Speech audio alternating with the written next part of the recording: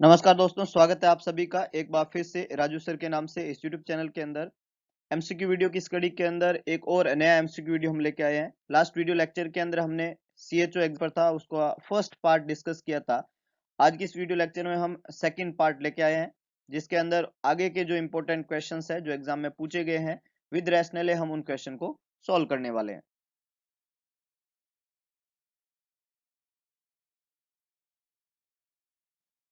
Which immunoglobulin present in human breast milk, है ना, कौन सा इम्यूनोग्लोबुलिन ह्यूमन ब्रेस्ट मिल्क में पाया जाता है? आईजीजी, आईजीएम, आईजीई और आईजीए। इजी क्वेश्चन था। इम्यूनोग्लोबुलिन से क्वेश्चन हर बार एग्जाम में आता है, ये हमने पहले भी कई बार कह चुके हैं। और जो ब्रेस्ट मिल्क में या स्पेशली बॉडी सिक्रीशंस के अंदर जो भी इम्यूनोग्लोबुलिन पाया जाता है, breast milk is also a body secretion, तो सिक्रीशंस के अंदर जो भी इम्यूनोग्लोबुलिन पाया जाता है एक्सेस अमाउंट के अंदर, वो है आईजीए। हालांकि ब्रेस्ट मिल्क में आईजीए के अलावा आईजीएम भी पाया जाता है, आईजीजी भी सम अमाउंट में होता है, लेकिन ब्रेस्ट मिल्क में सबसे ज्यादा अमाउंट में आईजीए पाया जाता है। इसलिए अगर अपन को ह्यूमन ब्रेस्ट मिल्क में कौन सा इम्यूनोग्लोबुलिन सबसे ज्यादा है, तो जवाब क्या बनेगा? आईजीए। तो यहाँ पे डी करेक्ट आंसर बनेगा। आईजीजी जो है वो एक्सेस अमाउंट में सबसे ज्यादा लार्जेस्ट इम्यूनोग्लोबुलिन जिसको माना जाता है वो आईजीजी है। प्राइमरी और प्लासेंटा को जो क्रॉस करता है वो भी आईजीजी है। प्राइमरी इम्यून रेस्पॉन्स जो देता है वो आईजीएम कहलाता है। और एलर्जी कंडीशन के अंदर जो इम्यूनोग्लोबुलिन का लेवल बढ़ता है वो आईजीई कहलाता है। तो आईजीजी, आईजीएम और आईजीई यहाँ पे खोटे जवाब रहेंगे। ब्रेस्ट मिल्क में सबसे ज्यादा पाया जाता आईजीए। रूट पूछा है बीसीजी वैक्सीन का, सबसे इंपॉर्टेंट क्वेश्चन है, कई बार एग्जाम में रिपीटेडली पूछा जाता है बीसीजी वैक्सीन के बारे में और उसके रूट के बारे में। ऑप्शन है इंट्राडर्मल, सबक्यूटेनस, इंट्रामस्कुलर और इंट्रावीनस। तो देखिएगा, बीसीजी वैक्सीन जो है, तीन चीजें, बीसीजी वैक्सीन, मॉन्टॉक्स टेस्ट और एएसटी, है ना। मॉन्टॉक्स टेस्ट जो कल हमने पढ़ा था टीबी के लिए किया जाता है, और एएसटी किसी भी एंटीबायोटिक को देने से पहले सेंसिटिविटी टेस्ट किया जाता है, उसको एएसटी कहते हैं, आफ्टर सेंसिटिविटी टेस्ट। तो बीसीजी, मॉन्टॉक्स टेस्ट और एएसटी तीनों ही जो है इंट्राडर्मल किए जाते हैं, इंट्राडर्मल दिए जाते हैं। इंट्राडर्मल का मतलब होता है एपिडर्मिस और डर्मिस के बीच में, है ना। तो इंट्राडर्मली रूट रहता है बीसीजी वैक्सीन का, जिसमें एक बल्ब बनेगा और उसके बाद में वहां पे इंड्यूरेशन बन के स्कार बनता है बीसीजी वैक्सीन। सबक्यूटेनियस जो है वो इस रूट से जो है अपन इपेरिन और मीजल्स का वैक्सीन में बात करें तो मीजल्स का वैक्सीन जो है वो सबक्यूटेनियस ही लगता है। बाकी सारे वैक्सीन लगभग इंट्रामस्कुलर लगते हैं, लाइक डीपीटी और जो है इसके अलावा सम अदर वैक्सीन जो कि इंट्रामस्कुलर फॉर्म में लगते हैं। और आईवी कोई भी वैक्सीन नहीं लगता, किसी भी वैक्सीन को इंट्रावीनसली कभी भी नहीं दिया जाता है। तो यहाँ पे बीसीजी का रूट पूछा है तो करेक्ट आंसर क्या बनेगा? A, that is intradermal. Koplik's spot seen in which disease, बहुत ही फेमस सवाल है और बीमारी भी बहुत फेमस है। अभी हमने बात की थी 9 मंथ पे एक बीमारी होती है, उसके खिलाफ वैक्सीन लगता है सबक्यूटेनियसली। मीजल्स बीमारी का नाम है। मीजल्स एक बीमारी है और इस मीजल्स बीमारी के अंदर वहां पे बनते हैं कॉप्लिक स्पॉट ओरल म्यूकोसा के अंदर, है ना, प्रोड्रोमल फेज के अंदर ओरल म्यूकोसा के अंदर कॉप्लिक स्पॉट बनते हैं। मीजल्स जो बीमारी है उसमें इलेक्ट्रॉन पूरी बॉडी के ऊपर रैश बनेंगे, लेकिन रैश बनने से पहले ही कॉप्लिक स्पॉट बन के डिसअपेयर हो जाता है। ये ओरल म्यूकोसा के अंदर बनने वाला रेड बेस के साथ में बनने वाला एक स्पॉट है, नाम देते हैं इसको कॉप्लिक स्पॉट। मीजल्स का सबसे क्लासिकल साइन माना जाता है कॉप्लिक स्पॉट को, तो सी यहाँ पे करेक्ट आंसर बनेगा। चिकन पॉक्स वो बीमारी है जिसके अंदर ड्यू ड्रॉप पैटर्न के अंदर वेसाइकल बनते हैं, है ना, बॉडी के ऊपर क्या बनते हैं? वेसाइकल्स, ड्यू ड्रॉप पैटर्न के अंदर, और एकदम क्लियर फ्लूइड होता है उसके अंदर, तो चिकन पॉक्स बीमारी कहेंगे। मम्स जो होती है वो पेरोटिडाइटिस होता है, पेरोटिड ग्लैंड की स्वेलिंग होती है, इसको पेरोटिडाइटिस बोला जाता है। पेरोटिड ग्लैंड जो होती है उसका इन्फ्लामेशन और स्वेलिंग मम्स के अंदर देखने को मिलता है। ईयर के नीचे की तरफ पाई जाती है पेरोटिड ग्लैंड, एक तरह की सलाइवरी ग्लैंड है, और बाइलेटरली हो सकता है मम्स, यूनिलेटरल हो सकता है। पोलियो जो बीमारी होती है, पोलियो, ये बीमारी जो है जीआई सिस्टम को इनिशियली अफेक्ट करती है और इसमें पैरालाइसिस होता है पोलियो वाली बीमारी के अंदर। तो कॉप्लिक स्पॉट एकमात्र बीमारी में देखने को मिलेंगे मीजल्स में। ए, बी और डी जो है ये खोटे जवाब है। बेनिफिशियल पूछा है, integrated child development scheme, ICDS scheme जो है उसके बेनिफिशियल कौन कौन से है, उसके लाभार्थी कौन कौन से, किन किन को फायदा हुआ है आईसीडीएस स्कीम के अंदर? ऑप्शन थे चाइल्ड लेस देन 6 ईयर, तो ये सबसे पहले प्राणी थे जिनको आईसीडीएस से फायदा हुआ है। है ना। आईसीडीएस के अंदर लेस देन 6 ईयर के बच्चों के बारे में, केयर के बारे में बात की गई है। तो लेस देन 6 ईयर चाइल्ड जो है वो आईसीडीएस के बेनिफिशियल है, डेफिनेटली है।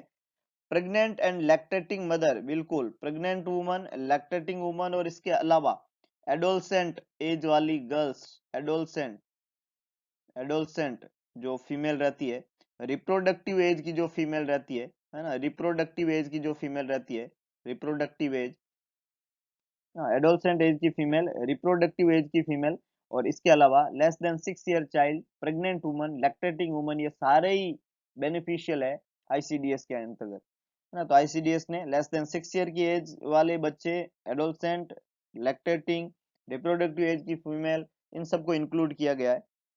अगला है ओल्ड पीपल, ओल्ड पीपल, वृद्ध जो व्यक्ति है उसको आईसीडीएस में कोई फायदा नहीं है, आईसीडीएस में इंक्लूड नहीं है। इसका मतलब ए और बी जो है ये दोनों ही इंक्लूड है, इसलिए करेक्ट आंसर डी बनेगा, जिसमें लिखा हुआ है ए एंड बी बोथ, है ना। तो child, pregnant, lactating, adolescent, reproductive woman. Rich source of calcium, है ना, हमने बचपन से ही कई बार पढ़ा है, कैल्शियम जो है उसका रिच सोर्स क्या होता है, मिल्क, है ना, दूध में कैल्शियम की शक्ति होती है। तो मीट प्रोटीन का रिच सोर्स है। फ्रूट्स जो होते हैं इसमें मिनरल्स और विटामिन्स होते हैं, एंटीऑक्सीडेंट्स होते हैं, ये हमने सुना है। मिल्क जो होता है वो आयरन का तो सबसे पुअर सोर्स होता है, लेकिन कैल्शियम का सबसे रिच सोर्स होता है मिल्क। दो बातें इसके बारे में, ये रिच होता है कैल्शियम से, और ये पुअर होता है आयरन, है ना। मिल्क के अंदर आयरन जो होता है वो पुअर होता है, आयरन का पुअर सोर्स है मिल्क, लेकिन कैल्शियम का रिच सोर्स होता है मिल्क। वेजिटेबल्स जो होती है, ग्रीन लिपी वेजिटेबल में स्पेशली आयरन अच्छा होता है, फोलिक एसिड होते हैं। इसके अलावा इनमें एंटीऑक्सीडेंट्स, मिनरल्स वगैरह, विटामिन वगैरह अच्छे होते हैं, लेकिन कैल्शियम रिच सोर्स मिल्क है। तो ए, बी और डी यहाँ पे खोटे जवाब है, सी बिल्कुल करेक्ट आंसर है, milk is the rich source of calcium. Which medication is not used in a PPH? PPH is the postpartum hemorrhage, है ना। प्रेगनेंसी के बाद में पर वेजाइनल ब्लीडिंग नॉर्मली 500 ml होना चाहिए। 500 ml से ज्यादा ब्लीडिंग अगर पर वेजाइनली होती है तो उसको हेमरेज बोला जाएगा, और ये हेमरेज डिलीवरी के बाद में, इसलिए इसको पोस्टपार्टम हेमरेज बोला जाता है। पोस्टपार्टम हेमरेज दो तरह के होते हैं, प्राइमरी और सेकेंडरी। प्राइमरी जो है डिलीवरी के 24 आवर्स के अंदर अंदर होता है, विद इन 24 आवर्स जो होता है उसको हम प्राइमरी पीपीएच कहते हैं, है ना। और जो 24 आवर्स के बाद में होता है उसको हम सेकेंडरी पीपीएच के नाम से जानते हैं। तो पोस्टपार्टम हेमरेज 500 ml से ज्यादा ब्लीडिंग को पोस्टपार्टम, प्राइमरी और सेकेंडरी इस तरीके के होते हैं। कौन सा मेडिसिन यूज नहीं किया जाता है पोस्टपार्टम हेमरेज में, ये क्वेश्चन ने पूछा है। तो for the management of postpartum haemorrhage we just use oxytocics, है ना। ऑक्सीटोकिक्स काम में लेते हैं, जिसके अंदर ऑक्सीटोसिन आता है, मिथार्जिन आता है, कार्बोप्रोस्ट आता है। तो ऑप्शन यहाँ पे दिया हुआ है ऑक्सीटोसिन जो कि यूज किया जाता है, मिथार्जिन यूज किया जाता है पोस्टपार्टम हेमरेज के मैनेजमेंट के अंदर। मीपेप्रिस्टोन का कोई रोल नहीं है। मीपेप्रिस्टोन जो है जो है इसका रोल पोस्टपार्टम हेमरेज में नहीं होता है। मिसोप्रोस्टोल वहां पे यूज किया जाता है ना। तो ऑक्सीटोसिन, मिथार्जिन और मिसोप्रोस्टोल ये तीन ड्रग है जो पोस्टपार्टम हेमरेज के मैनेजमेंट में यूज होती है। मीपेप्रिस्टोन वहां पे यूज नहीं होती है, इसलिए करेक्ट आंसर सी बनेगा। नोट का क्वेश्चन था कौन सी काम में नहीं लेते हैं, तो मीपेप्रिस्टोन काम में नहीं लेते हैं, तो सी यहाँ पे करेक्ट आंसर बनेगा। For the management of PPH mifepristone is not used.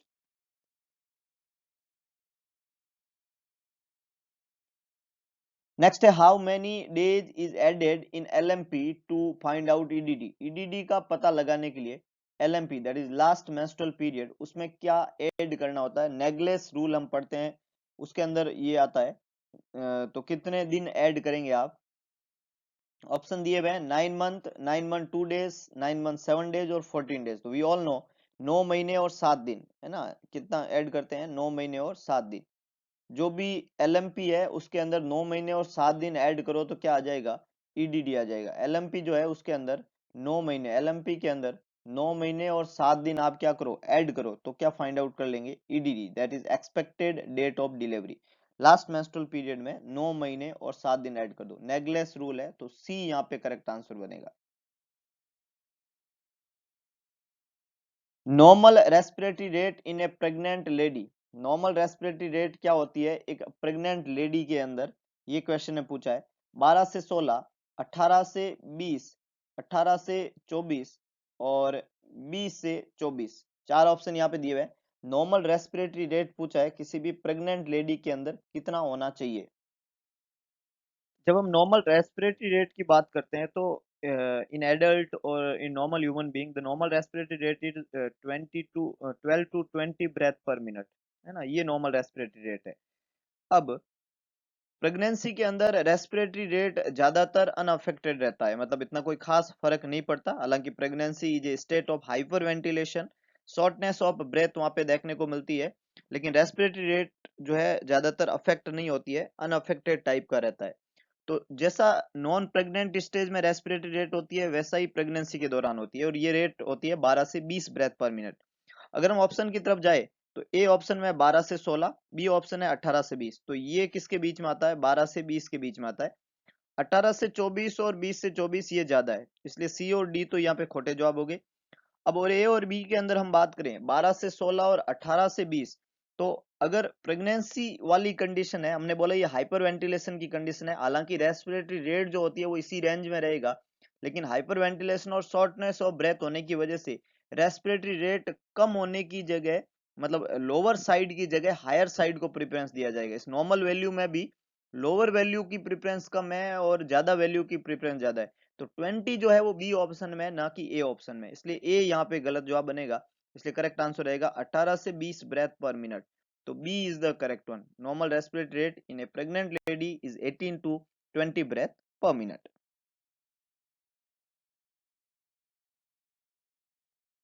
Fetal heart rate can be assess with fetoscope. Pinard fetoscope से फीटल हार्ट रेट को असेस करने का time period we all know, it's 20th week of gestation. 20 week पे Pinard फीटोस्कोप की मदद से हम fetal heart rate को क्या कर सकते हैं, असेस कर सकते हैं। Pinard fetoscope foetal heart rate can be assess at 20th week of gestation. एक और यहाँ पे चीज होती है 20th वीक पे, quickening, first foetal movement felt by the mother at the age of 18 to 20 week of gestation. तो the correct answer is B.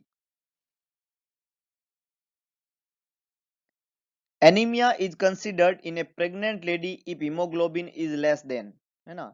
हालांकि एनीमिया के कंसेप्ट के बारे में अलग अलग चीजें हैं, परसेंटेज ऑफ वैल्यू हीमोग्लोबिन की हर जगह अलग अलग है, और बहुत सारे अलग अलग जगह पे अलग अलग वैल्यूज रहेगी, जिसके बारे में कभी हम डिटेल से पढ़ेंगे कि किस जगह पे एनीमिया किसको काउंट किया जाएगा।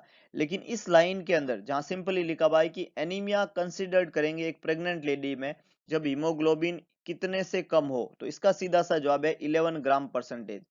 अगर एक लेडी के अंदर, प्रेग्नेंट लेडी के अंदर हीमोग्लोबिन की मात्रा 11 ग्राम परसेंटेज से कम है, तो हम उसको क्या कंसिडर करेंगे, anaemia. That is the basic concept. तो सी यहाँ पे करेक्ट आंसर बनेगा। 11 ग्राम परसेंटेज से कम हीमोग्लोबिन एक प्रेग्नेंट लेडी में एनीमिया की कैटेगरी में आएगा। अब उसके बाद में कितना कम है उसके आधार पे सीवियरिटी डिसाइड होती है कि it's mild anaemia, moderate anaemia या सीवियर एनीमिया। उसके आधार पे मैनेजमेंट भी होता है, लाइक ब्लड ट्रांसफ्यूजन करना है या अपने को जो है इंजेक्टेबल आयरन देना है या हमको ओरल फॉर्म में आयरन रिप्लेस करना है। तो C is the correct one. IUCD is stand for, IUCD जो है उसका फुल फॉर्म क्या रहता है, that is intra uterine control device, ये नहीं होता है। इंट्रा यूटेराइन कॉपर डिवाइस भी नहीं होता है। Intra uterine contraceptive device is the correct one. तो सी यहाँ पे करेक्ट आंसर बनेगा, intra uterine contraceptive device, IUCD, है ना, कंटिन्यूअस डिवाइस नहीं है। तो ए बी और डी खोटे जवाब है, सी करेक्ट आंसर है, intra uterine contraceptive device. Normal foetal heart rate is, normal foetal heart rate कितनी होती है ना, फीटल हार्ट रेट, ये न्यू बोर्न बेबी में नॉर्मल हार्ट रेट जो है वो कितना होएगा, foetal life and after birth. 60 to 80, 100 to 120, 120 to 160, 160 to 180। Normal foetal heart rate यहाँ पे पूछा गया है। फीटल हार्ट रेट की जो वैल्यू रहेगी वो रहेगी 120 to 160 beat per minute. 120 to 160 beat per minute is the normal value for foetal heart rate as well as new born baby, है ना।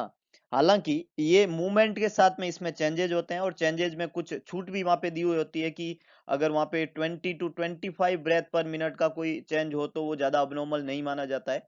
तो जब बच्चा स्लीपिंग कंडीशन में होता है, मदर के वूम में लेस एक्टिव होता है, तो ये हार्ट रेट 100 टू 120 तक आ सकता है ना, 100 टू 120 तक आ सकता है। अगर बच्चा वहां पे ओवर मूवमेंट कर रहा है, अंदर की तरफ मूवमेंट ज्यादा है उसके, तो ये हार्ट रेट जो होता है 160 टू 180 तक जा सकता है।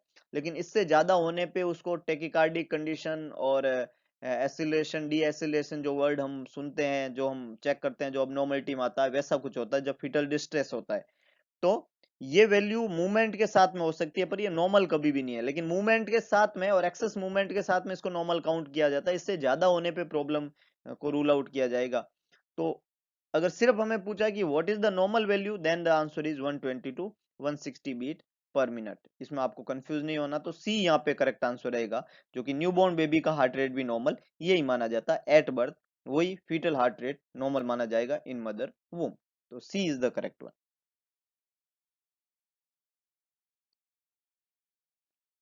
In every antenatal visit, following investigation should be carried out. Her antenatal visit में एक प्रेग्नेंट लेडी के कौन कौन से इन्वेस्टिगेशन जो है आपको कैरिड आउट कराने पड़ेंगे। ऑप्शन है haemoglobin, urine sugar and HCG, haemoglobin, urine sugar, urine albumin, haemoglobin, urine sugar, blood sugar and haemoglobin, urine sugar and HPL. तो देखिएगा एचसीजी एचपीएल ये हार्मोन है, हर विजिट में हर हार्मोन को चेक करने की जरूरत नहीं है, लेकिन एक बार लेवल अगर जरूरत है तो चेक किए जा सकते हैं। ब्लड शुगर जो है वो भी हर विजिट में नॉर्मली हर प्रेग्नेंट लेडी को नहीं करना होता है। हाँ, ये अलग बात है कि अगर उसको गैस्ट्रेशनल डायबिटीज मेलाइटस है तब इसको प्रीफर करते हैं, पर हर लेडी में हर नॉर्मल विजिट में इसको प्रीफर नहीं करते हैं। तो इसलिए ए सी और डी तो खोटे हो गए, तो पीछे बचा बी, हीमोग्लोबिन, यूरिन शुगर और यूरिन एल्ब्यूमिन हर विजिट में चेक किया जाता है। तो बी यहाँ पे करेक्ट आंसर है, ए सी और डी जो है वो खोटे जवाब है।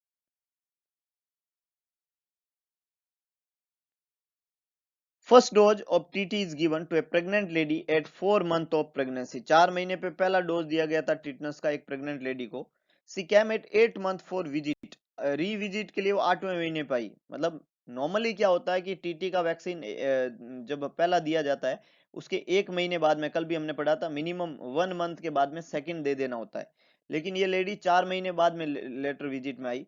तो आपका अगला एक्शन क्या रहेगा टिटनस वैक्सीन के बारे में। ऑप्शन है टिटनेट वैक्सीन आप नहीं देंगे, आप सेकंड वैक्सीन दे देंगे, आप 1.5 ml डोज देंगे 0.5 ml की जगह, मतलब डोज बढ़ा के देंगे, या आप एक वैक्सीन अभी दे देंगे और 15 दिन बाद में अगला वैक्सीन और लगा देंगे, जबकि एक पहले से लगा हुआ है। तो देखिएगा टिटनस के कभी भी 3 वैक्सीन तो लेने ही नहीं होते हैं, एक लगा हुआ है तो दूसरा ही लगेगा। समझ रहे बात को। तो एक अभी और दे देंगे और एक 15 दिन बाद में दे देंगे, ये तो खोटा जवाब है, क्योंकि 3 वैक्सीन कभी भी नहीं लगाते हैं और 15 दिन के गैप से कभी भी नहीं लगता है। मिनिमम 1 महीने का गैप तो होना ही चाहिए, इसलिए डी जवाब खोटा है। मात्रा बढ़ा के कभी भी नहीं देते किसी भी वैक्सीन की, भले ही कितना ही टाइम हो जाए। वैक्सीन का जो डोज है वो फिक्स रहता है, डोज कभी भी घटाया या बढ़ाया नहीं जा सकता। जिस उम्र में जो डोज फिक्स किया जा चुका है उतना ही डोज हमें देना होता है। हम अपनी मर्जी से टाइम इंटरवल ज्यादा होने की वजह से मात्रा बढ़ा के दे देंगे, ये वैक्सीन के बारे में बात सत्य नहीं है, इसलिए ये भी खोटा जवाब है। और नहीं देंगे ऐसा भी कुछ नहीं है, इसलिए ए भी खोटा जवाब है। ए सी और डी तीनों ही खोटे जवाब है। डेफिनेटली अगर वैक्सीन जो होते हैं उसमें मिनिमम 1 मंथ का गैप होना चाहिए, लेकिन ज्यादा गैप भी हो गया तो भी सेकंड डोज प्रीफर करते हैं। तो पहली डोज दे दी है और 4 महीने बाद में भी अगर लेडी वापस आई है तो उसको क्या दे दो, सेकंड डोज दे दो, कोई प्रॉब्लम नहीं है। तो बी यहाँ पे करेक्ट आंसर जाएगा, ए सी और डी जो है वो खोटे जवाब है। Which chemical agent is use to assess haemoglobin level. Haemoglobin level को असेस करने के लिए कौन सा केमिकल यूज किया जाता है। सो the correct answer is N/10 HCl। ये वो केमिकल एजेंट है जिसको एड ब्लड के साथ में मिक्स किया जाता है और हीमोग्लोबिन का एस्टिमेशन किया जाता है। तो the correct answer is B, that is N/10 HCl। Which test should be done during pregnancy. Pregnancy के दौरान कौन से टेस्ट कैरिड आउट किए जाते हैं। HIV hepatitis A syphilis, HIV hepatitis B syphilis, HIV hepatitis C syphilis, HIV hepatitis E syphilis. तो देखिएगा HIV चारों ऑप्शन में कॉमन टेस्ट है और सिपिलिस कॉमन है जो प्रेगनेंसी में करते ही है। अब बात हेपेटाइटिस की हुई कि ए करते हैं, बी करते हैं, सी या ई करते हैं, तो डेफिनेटली हेपेटाइटिस बी टेस्ट किया जाता है जो कि एक ब्लड इन्फेक्शन है। ए सी और ई को प्रेगनेंसी में चेक करने का कोई खास मकसद नहीं है। तो बी यहाँ पे करेक्ट आंसर जाएगा। HIV हेपेटाइटिस बी और सिपिलिस ये 3 टेस्ट जो है वो कैरिड आउट किए जाते हैं प्रेगनेंसी के दौरान। क्वेश्चन है time interval between alert line and action line in partogram. Partogram के अंदर अलर्ट लाइन है ना, पार्टोग्राम के अंदर जो अलर्ट लाइन है और दूसरी जो एक्शन लाइन होती है, इनके बीच के टाइम इंटरवल का क्वेश्चन है। और बहुत इजी, अगर आप पार्टोग्राम की पिक्चर को देखें तो क्लियर हो जाएगा आपको कि इन दोनों के बीच में 4 घंटे का गैप होता है। अलर्ट लाइन है ना, एक तो होती है पार्टोग्राम के अंदर अलर्ट लाइन और दूसरी होती है एक्शन लाइन। तो अलर्ट लाइन और एक्शन लाइन के बीच में 4 ओवर्स का गैप रहता है। ऑप्शन है 2, 3, 4 और 6 hours. So the correct answer is C, that is 4 hours. Alert line और एक्शन लाइन के बीच में पार्टोग्राम के अंदर 4 घंटे का गैप रहता है, 4 ओवर्स का गैप। Breast feeding should be started within. एक न्यूबॉर्न बेबी को ब्रेस्ट फीडिंग कितने टाइम में स्टार्ट कर देना होता है? As early as possible is the bestest answer. 1 hour, 2 hour, जब फिजिशियन बोले 6 ओवर्स।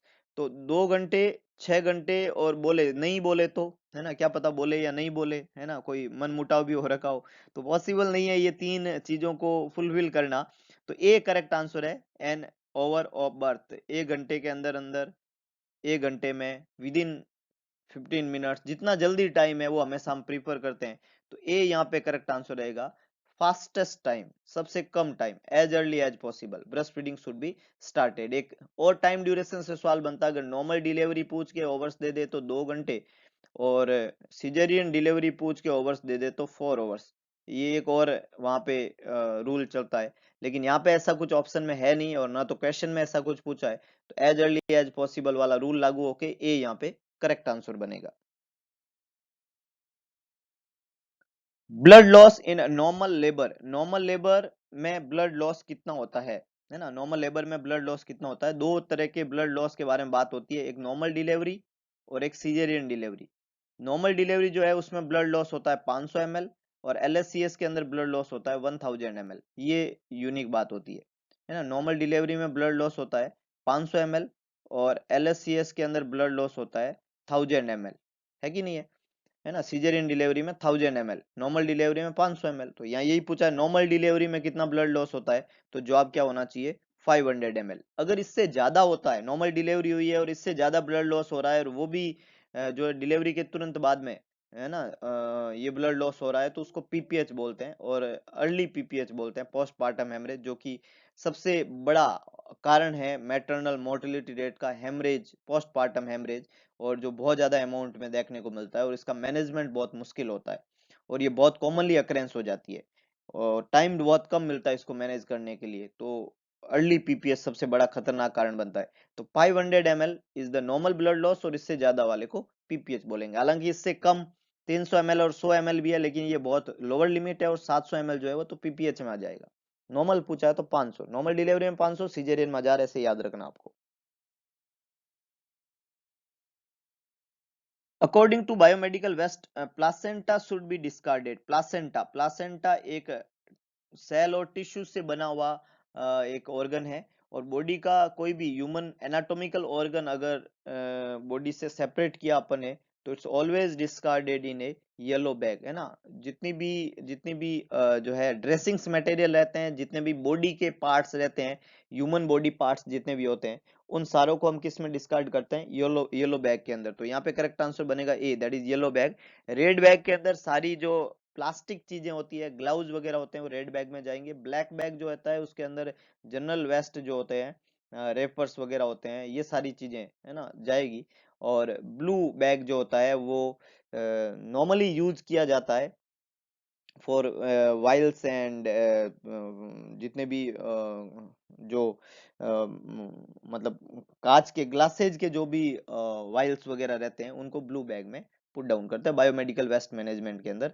तो यहाँ पे एनाटॉमिकल वेस्ट किस में जाएगा? येलो बैग के अंदर। व्हाइट और ब्लू बैग जो होते हैं वो नॉर्मली यूज किए जाते हैं फॉर वाइल एंड जो भी खाली इंजेक्शन के एम्प्यूल्स वगैरह और वाइल होते हैं। एम्प्यूल ज्यादातर व्हाइट में और ब्लू के अंदर ज्यादातर वाइल्स यूज करते हैं।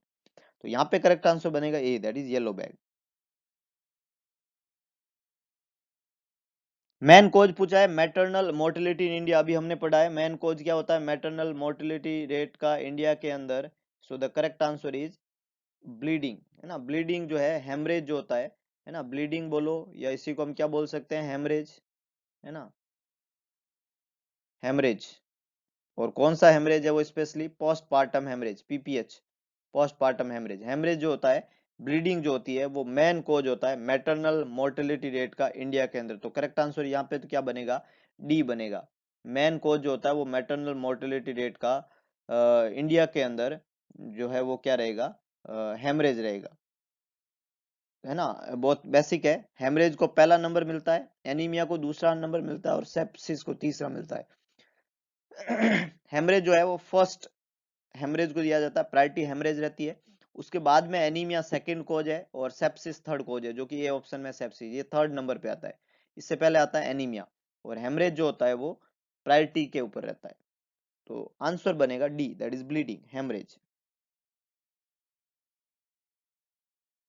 Time interval of taking emergency contraceptive pill after unprotected sex, कितने टाइम पीरियड के अंदर इमरजेंसी कॉन्ट्रासेप्टिव पिल लेना चाहिए। तो इसको आई पिल 72 के नाम से जानते हैं, इमरजेंसी कॉन्ट्रासेप्टिव पिल 72। एंड यहाँ पे जो 72 वर्ड है वो ओवर्स को डिनोट करता है ना। आपने नाम सुना होगा आई पिल 72, और यहाँ पे जो 72 है वो किसको डिनोट करता है, ओवर्स को। तो 72 ओवर्स के अंदर अंदर जो है इमरजेंसी कॉन्ट्रासेप्टिव पिल जो है अनप्रोटेक्टेड सेक्स के बाद में लेना होता है, जिसके अंदर मिनी पिल या उसको पीओपी के नाम से भी जानते हैं हम, प्रोजेस्ट्रॉन ओनली पिल्स होती है।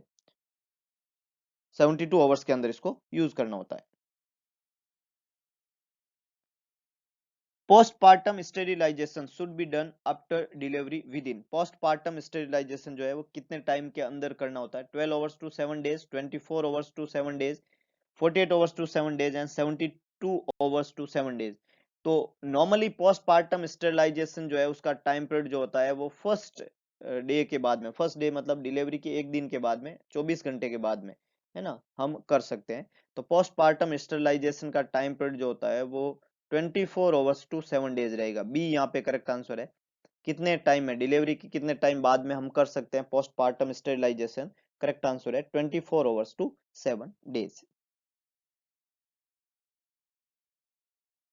नेक्स्ट है another method of sterilisation should be use after vasectomy, है ना। वेसेक्टमी के बाद में स्टेरिलाइजेशन का कोई भी दूसरा मेथड, है ना, स्टेरिलाइजेशन का, स्टेरिलाइजेशन के लिए, कॉन्ट्रासेप्शन के लिए कोई दूसरा मेथड, किसी मेल के अंदर वेसेक्टोमी किया तो दूसरा मेथड कब तक, कितने टाइम तक काम में लेना होता है, for 1 month, 3 month, for 2 month, for 5 month.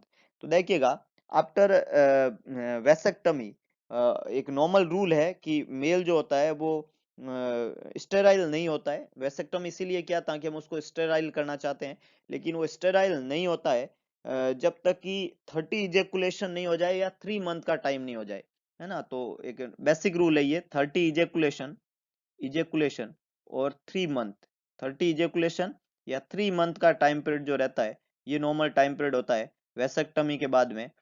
तब तक मेल जो होता है वो क्या रहता है, वो स्टेराइल नहीं हो पाता है। तो इसीलिए हम इस टाइम पीरियड तक 30 इजेकुलेशन या 3 मंथ तक हम जो है उसमें यूज करते हैं कोई दूसरा मेथड, है ना, लाइक कोई दूसरा तरीका जो है बैरियर मेथड, और इस तरीके का उसको सजेस्ट करते हैं।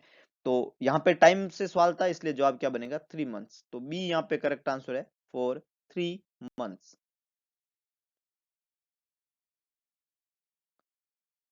लिवोनॉर्जेस्ट्रोल IUCD, intrauterine contraceptive device, should be change within, कितने टाइम में चेंज करना होता है एलएनजी आईयूडी को, लिवोनॉर्जेस्ट्रोल आईयूडी को कितने टाइम में चेंज करना होता है, 5 ईयर, 10 ईयर, 15 ईयर, 20 ईयर्स। तो एलएनजी आईयूडी जो होता है ना, एलएनजी लिवोनॉर्जेस्ट्रोल इंट्रायूटेराइन कॉन्ट्रासेप्टिव डिवाइस जो होता है, उस आईयूडी का अप्रूवल जो होता है ना, अप्रूव्ड जो यूज करने का ईयर्स होता है वो नॉर्मली 7 to 10 ईयर्स होता है। इसका अप्रूवल ईयर्स जो होता है वो 7 to 10 ईयर्स है। It's not exactly 10, it's 7 to 10, है ना। दैट मीन्स कि ये इतनी ज्यादा अच्छी नहीं है कि इसको 10 साल तक यूज कर सकते हैं, इसलिए एक रेंज दे दिया 7 to 10 ईयर्स। तो इसको यूज किया जा सकता है, इसका अप्रूवल है यूज करने का 7 to 10 ईयर्स। लेकिन नॉर्मली इस आईओडी को चेंज करने का जो टाइम पीरियड दिया जाता है, should be change with in 3 to 5 years, 3 से 5 साल में इसको क्या करना होता है, चेंज करना होता है। तो अप्रूवल है यूज करने के लिए अप्रूव हुई है 7 to 10 years, लेकिन नॉर्मली इसको चेंज कर दिया जाता है 3 से 5 साल के अंदर। हमारे ऑप्शन के अंदर 5, 10, 15 और 20 है, तो डेफिनेटली करेक्ट आंसर क्या जाएगा 5 years, क्योंकि हमें कौन सा टाइम पूछा है, चेंज होने का टाइम पीरियड पूछा है कि कितने टाइम में इसको चेंज कर देना होता है, तो करेक्ट आंसर है 5 years। तो ए यहाँ पे बिल्कुल करेक्ट आंसर बनेगा, इट्स 5 years।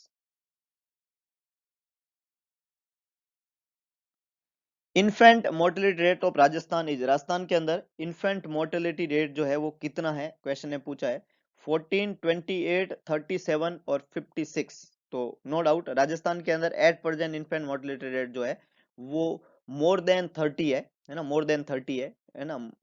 तो 28 कम नंबर है, इसलिए करेक्ट आंसर रहेगा 37। 37 जो है वो इन्फेंट मोर्टेलिटी रेट है राजस्थान के अंदर at present.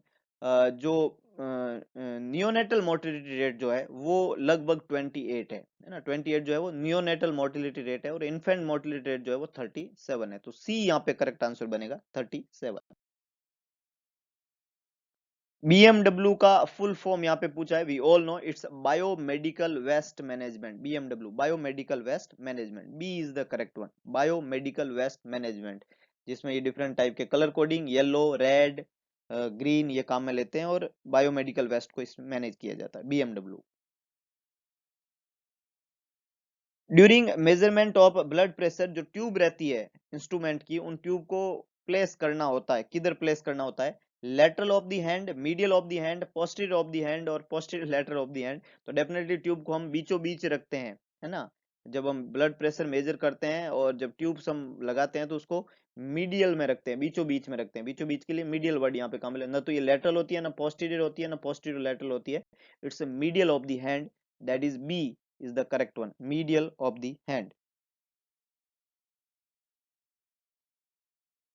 TFR total fertility rate जो है वो इंडिया का कितना होता है, total fertility rate is the average number of children of a woman would bear in her reproductive life span, है ना, अपने पूरे रिप्रोडक्टिव लाइफ स्पान में नॉर्मली कितने बच्चे वुमन बियर करेगी, उसका एवरेज नंबर जो होता है वो फर्टिलिटी रेट को डिनोट करता है। इसको हम period of total fertility rate के नाम से भी जानते हैं, या टोटल फर्टिलिटी रेट बोलते हैं।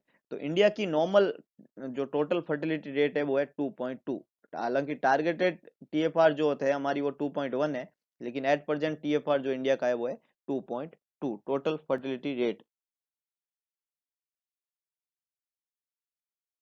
Test use for diagnosis typhoid fever, typhoid fever का डायग्नोस्टिक टेस्ट जो है वो किसको माना जाता है, विडाल टेस्ट को। बिल्कुल बहुत बढ़िया, ए यहाँ पे करेक्ट आंसर बनेगा, Widal test is the diagnostic test of typhoid fever.